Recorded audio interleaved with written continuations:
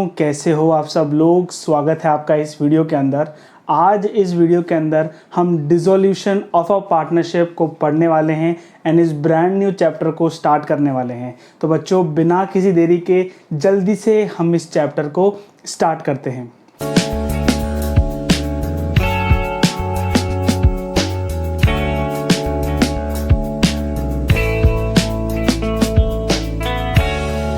तो बच्चों, आज इस वीडियो के अंदर हम डिसोल्यूशन ऑफ पार्टनरशिप पढ़ने वाले हैं, देखने वाले हैं कि डिसोल्यूशन ऑफ पार्टनरशिप होता क्या है। देखो, मैंने आपको पहले ही बताया था कि जब भी पार्टनरशिप का एग्रीमेंट खत्म होता है उसको हम क्या कहते हैं, उसको हम रिकॉन्स्टिट्यूशन कहते हैं। एंड जैसे ही पार्टनरशिप ही एंड हो जाती है, यानी कि पार्टनर्स के बीच में अब कोई भी एग्रीमेंट नहीं होता है, कोई भी पार्टनरशिप नहीं होती है, ठीक है। किसी भी बिजनेस मोटिव के लिए अब कोई भी पार्टनरशिप नहीं है। पूरी पार्टनरशिप फर्म पूरी तरीके से डिसॉल्व हो चुकी है, खत्म हो चुकी है, ठीक है। पार्टनर्स का आपस में जो रिलेशन है वो भी पूरी तरीके से हट चुका है, ठीक है। कोई भी अब एग्जिस्टेंस नहीं है पार्टनरशिप फर्म का, तो उसको हम क्या कहते हैं, dissolution of partnership. Dissolution of partnership कहाँ पे डिफाइन करा गया है, तो बच्चों याद रखना, section 39 of Indian partnership act 1932 में जो डिसोल्यूशन ऑफ पार्टनरशिप है वो डिफाइन करा गया है। एंड जब आप सेक्शन 40 को 41, 42 और आगे के सेक्शंस को पढ़ते हो तो उन सेक्शंस के अंदर डिसोल्यूशन के मोड्स डिफाइन करे गए हैं ना, बताता है कि कैसे हम है ना किसी भी पार्टनरशिप को डिसॉल्व करते हैं, ठीक है। क्या मोड हो सकता है, ठीक है। पार्टनर्स कैसे डिसॉल्व कर सकते हैं, कोर्ट कैसे इंटरवीन करता है, वो उसको भी हम पढ़ेंगे, ठीक है बच्चों। तो आपको ये क्लियर होना चाहिए कि डिसोल्यूशन ऑफ पार्टनरशिप का मतलब ये होता है कि यहाँ पे पार्टनरशिप फर्म पूरी तरीके से एंड हो चुकी है, बिजनेस पूरी तरीके से ओवर हो चुका है, ठीक है। इसके अंदर हम एसेट्स को, हमारे कंपनी के अंदर, हमारे ऑर्गेनाइजेशन के अंदर, फर्म के अंदर जितने भी एसेट्स हैं उनको हम क्या कर देंगे, उनको सेल ऑफ कर देंगे। जितनी भी लाइबिलिटीज हैं उनको पे कर देंगे, ठीक है। पार्टनर की कैपिटल को पे कर देंगे, पार्टनर का लोन हम पे कर देंगे एंड हम पूरी तरीके से फ्री हो जाएंगे, ठीक है बच्चों। और अगर कुछ पैसा बचता है तो पार्टनर्स अपने घर पे ले जाएंगे, ठीक है। तो इसमें क्या होता है, इसमें हम एसेट्स को रियलाइज करते हैं, इसमें एसेट्स को क्या करते हैं, रियलाइज करते हैं। और एसेट को रियलाइज करने के बाद जो भी पैसा हमारे पास बचता है उससे, है ना, जो भी पैसा हमारे पास आता है उससे हम लाइबिलिटीज को पे ऑफ करते हैं, ठीक है। फिर पार्टनर के लोन को पे करते हैं, ठीक है। फिर पार्टनर्स की कैपिटल को पे आउट करते हैं एंड फिर उसके बाद हम जो भी अगर एक्स्ट्रा में बचा है वो हम घर पे लेकर चले जाते हैं। तो अब हम देखते हैं कि मोड्स ऑफ डिसोल्यूशन क्या होते हैं। मोड्स ऑफ डिसोल्यूशन क्या होते हैं, तो बच्चों ये मोड्स ऑफ डिसोल्यूशन है जिससे कोई सी भी पार्टनरशिप फर्म पूरी तरीके से डिसॉल्व हो जाती है। देखो बच्चों, सबसे पहले यहाँ पे आ जाता है मोड्स ऑफ डिसोल्यूशन, यानी कि किस किस तरीके से डिसोल्यूशन हो सकता है। सबसे पहले बाय म्यूचुअल एग्रीमेंट, यानी कि पार्टनर्स आपस में डिसाइड कर लेते हैं कि अब हमको जो बिजनेस है वो कैरी आउट नहीं करना है, ठीक है। कुछ भी कारण हो सकता है फुलफिलमेंट हो गया विजन का, ठीक है ना, कुछ भी हो सकता है ना, कि म्यूचुअल एग्रीमेंट हो गया कि ठीक है, हमको जो बिजनेस करना था बस अब यहीं तक है उसका सफर, इसके आगे हम अब बिजनेस नहीं करेंगे, ठीक है। तो ये हो सकता है बाय म्यूचुअल एग्रीमेंट। सेकंड हो सकता है कंपल्सरी डिसोल्यूशन, यानी कि अब आपको डिसोल्यूशन करना ही पड़ा। क्यों? क्योंकि ऐसा हो सकता है कि बिजनेस की जो एक्टिविटी है वो अनलॉफुल हो गई हो, ठीक है। या फिर कोई सा भी पार्टनर इंसॉल्वेंट हो गया हो, ठीक है ना, कि दिवालिया हो गया हो, अब वो पैसे नहीं दे सकता है, लोन वापस नहीं कर सकता है, क्या हो गया ना। तो उसी कारण क्या हो सकता है, कंपल्सरी डिसोल्यूशन हो सकता है, ठीक है। या फिर देखो याद रखना, या तो इंसॉल्वेंट हो गया या तो वो है ना जो बिजनेस की एक्टिविटी है वो अनलॉफुल एक्टिविटीज हो चुकी हैं, ठीक है। थर्ड होता है बाय पब्लिक नोटिस। यहाँ पे क्या है, पार्टनर्स पब्लिक नोटिस दे देते हैं कि अब जो ये फर्म है वो पार्टनरशिप में नहीं है, अब हम पार्टनरशिप के एग्रीमेंट को एंड कर रहे हैं या फिर पार्टनरशिप को हम पूरी तरीके से खत्म कर रहे हैं, ठीक है। पब्लिक नोटिस से पार्टनर डिसोल्यूशन हो सकता है। फोर्थ है on happening of a event, यानी कि किसी भी पार्टनर की डेथ हो गई, ठीक है, कोई सा भी पार्टनर जा रहा है, मेन पार्टनर छोड़ के जा रहा है, ठीक है, हमने बिजनेस चालू किया था वो कारण अब पूरी तरीके से फुलफिल हो चुका है, ठीक है। मेन पार्टनर की डेथ हो गई है ना, या फिर हो सकता है मेन पार्टनर ही इंसॉल्वेंट प्रॉफिट हो गया हो, ठीक है, ये भी हो सकता है, ठीक है। तो कोई सा भी अगर इवेंट हो रहा है और इवेंट के कारण डिसोल्यूशन हो रहा है तो उसको हम क्या कहते हैं, on happening of a event, ठीक है बच्चों। देखो फिफ्थ है डिसोल्यूशन बाय कोर्ट। कभी कभार क्या है कि जब पार्टनरशिप अनलॉफुल हो जाती है, पार्टनरशिप जब लीगली सही नहीं होती, तो पार्टनर्स होते हैं, ठीक है। हो सकता है कभी कोई पार्टनर का अनसाउंड माइंड हो गया हो, ठीक है ना, कोई पार्टनर पागल हो गया हो, या फिर कोई पार्टनर गिल्टी हो गया हो किसी भी क्राइम के लिए, ठीक है। हो सकता है बिजनेसेस अब लॉसेज में रन कर रहे हैं, ठीक है, कोई उम्मीद नहीं दिख रही कि बिजनेस कभी प्रॉफिट के अंदर रन कर सकता है। तो उस केस के अंदर क्या होता है, जो डिसोल्यूशन होता है वो through court, by the order of court, पूरी तरीके से जो फर्म है वो पूरी तरीके से डिसॉल्व हो जाती है। कोई भी ऑपरेशंस, बाइंग सेलिंग, है ना, उनके फाइनल अकाउंट्स प्रिपेयर करना, अब कुछ भी नहीं होता है ना, फर्म का दी एंड यहाँ पे हो जाता है, ठीक है। ये फर्म का ग्रैंड फिनाले है, पूरी तरीके से यहाँ पे फर्म एंड हो जाती है। बच्चों याद रखना कि डिसोल्यूशन में एंड रिकॉन्स्टिट्यूशन में फर्क है, रिकॉन्स्टिट्यूशन में फर्क है। यहाँ पे क्या हो रहा है, यहाँ पे जो पार्टनरशिप एग्रीमेंट होता है, यहाँ पे जो पार्टनरशिप एग्रीमेंट होता है वो यहाँ पे बदल के अब एक दूसरा एग्रीमेंट यहाँ पे हम बना लेते हैं, ठीक है, उसको क्या कहते हैं, रिकॉन्स्टिट्यूशन।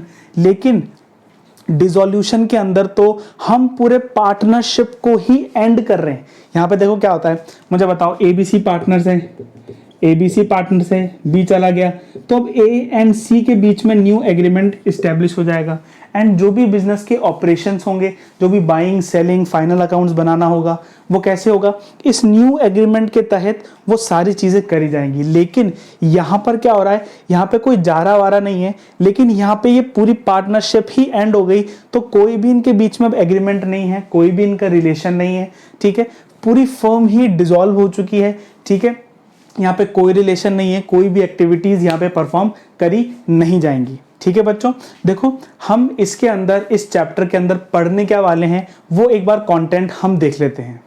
इस पूरे चैप्टर के अंदर, ये ज़्यादा बड़ा चैप्टर नहीं है, लेकिन इसके अंदर आपका कॉन्सेप्ट्स पे पकड़ होना बहुत ज़्यादा ज़रूरी है। बच्चों देखो हम क्या पढ़ने वाले हैं, इस पूरे चैप्टर का कंटेंट क्या होने वाला है। सबसे पहले हम रियलाइजेशन अकाउंट के बारे में पढ़ेंगे, ठीक है। ये अकाउंट आपके लिए नया है, हमने रिवैल्यूएशन अकाउंट पढ़ रहे थे जिसके अंदर कोई भी चेंज हो रही थी ना वैल्यू, कोई भी चेंज जो हो रही थी वैल्यू, उसको हम कहाँ लिख रहे थे, रिवैल्यूएशन अकाउंट में लिख रहे थे। लेकिन अब क्या कर रहे हैं, हम जो भी एसेट्स बेच रहे हैं, जो भी लाइबिलिटीज का पे ऑफ कर रहे हैं, वो किसके नाम से करेंगे, किस अकाउंट में करेंगे, रियलाइजेशन अकाउंट में हम करने वाले हैं। फिर हम पार्टनर्स कैपिटल अकाउंट बनाएंगे, ठीक है, फिर हम bank account, partner loan account बनाएंगे, बैंक अकाउंट बनाएंगे, ठीक है। ये 4 अकाउंट हैं जो इस चैप्टर के अंदर बहुत ज्यादा इंपॉर्टेंट है, लेकिन जो सबसे ज्यादा इंपॉर्टेंट है वो आपका होने वाला है रियलाइजेशन अकाउंट, ठीक है बच्चों, ये सबसे ज्यादा इंपॉर्टेंट आपका होने वाला है। सेकंड हम पढ़ने वाले हैं ट्रीटमेंट ऑफ WCR,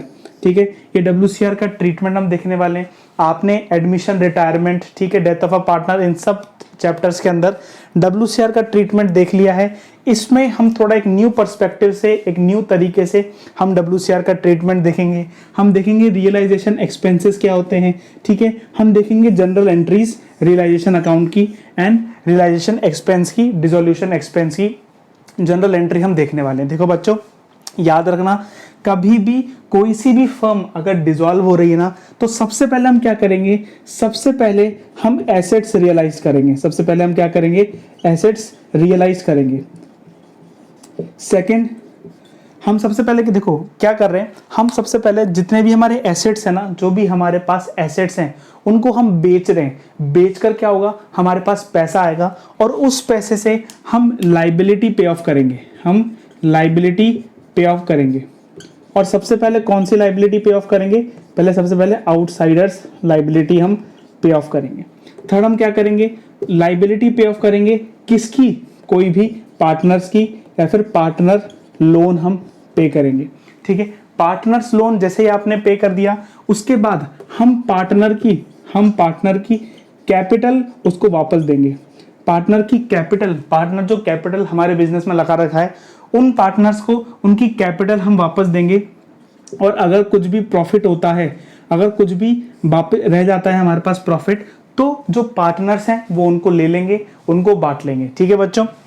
याद रखना सबसे पहले कि हम अगर ये नेगेटिव भी आता है ना, अगर ये नेगेटिव भी आता है तो भी पार्टनर्स को कैपिटल या फिर बोल सकते हैं कैश, पैसा उनको अपने घर से लेकर आना पड़ेगा लाइबिलिटीज को पे ऑफ करने के लिए, क्योंकि हमने सबसे पहली क्लास में पढ़ा था कि पार्टनरशिप की जो पार्टनर्स होते हैं, पार्टनरशिप में जो पार्टनर्स होते हैं उनकी जो लाइबिलिटी होती है ना वो अनलिमिटेड लाइबिलिटी होती है, उनको अपने घर से भी पैसा लेकर आना पड़ सकता है, ठीक है, फर्म के डेट्स को क्लियर करने के लिए। देखो यहाँ पे क्या होता है, यहाँ पे जैसे ही फर्म बंद हो रही है ना, फर्म बंद होते ही हमको जो भी एसेट्स हैं उनको रियलाइज करने होते हैं, लाइबिलिटीज को पे ऑफ करना होता है, पहले आउटसाइडर की, फिर पार्टनर्स लोन, फिर पार्टनर कैपिटल, फिर हमको जो भी प्रॉफिट आए घर पे ले जाते हैं। ठीक है बच्चों, ये ओवरऑल स्ट्रक्चर है। ठीक है, नेक्स्ट वीडियो में हम रियलाइजेशन अकाउंट के बारे में पढ़ने वाले हैं एंड इन सब अकाउंट्स को बना के हम देखने वाले हैं। देखो ये अकाउंट तो आपने पहले ही सीख लिया है, ठीक है, ये अकाउंट तो पहले आपने सीख लिया है, बैंक अकाउंट भी आधा अधूरा आपको आता होगा, ठीक है, पार्टनर्स लोन अकाउंट ये हम नया कॉन्सेप्ट है, इसको हम सीखेंगे। ठीक है बच्चों, तो नेक्स्ट वीडियो में हम रियलाइजेशन अकाउंट के बारे में सीखने वाले हैं। तो बच्चों आज ये वीडियो इतनी ही, ये वीडियो थोड़ी शॉर्ट होने वाली है, ठीक है, क्योंकि हमने एक बेसिक ओवरव्यू इस चैप्टर का हमने ले लिया है। बच्चों कुछ बच्चे डिसोल्यूशन ऑफ पार्टनरशिप फर्म से डरते हैं, उनको थोड़ा सा हार्ड चैप्टर लगता है क्योंकि रियलाइजेशन एक्सपेंस, ठीक है, यहाँ पे जनरल एंट्री, रियलाइजेशन अकाउंट, बहुत सारे अकाउंट यहाँ पे आ जाते हैं, ठीक है, लेकिन मैं आपको ये बता रहा हूँ कि अगर आप हर कॉन्सेप्ट को पढ़ते हुए चलोगे तो ये चैप्टर आपके लिए बहुत आसान होने वाला है। ठीक है, देखो हर चैप्टर आपके लिए हार्ड होगा, हर चैप्टर आपके लिए क्या होगा, हार्ड होगा।